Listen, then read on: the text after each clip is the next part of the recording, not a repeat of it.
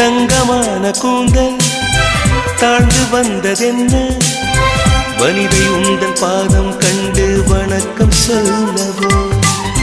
தேன் மிதக்கும் உதடு சேர்ந்திருப்பதென்ன ஒன்றை ஒன்று முத்தம் இட்டு இன்பம் கொள்ளவோ மானிட பிறவி என்னடி மதிப்பு உன் கால் விரல் நகமாய் இருப்பது சிறப்பு 100 கோடி பெண்கள் உண்டு உன் பால் யாரும் இல்லையே ஆனால் கண்ணி உந்தன் கண்கள் மட்டும் காணவில்லையே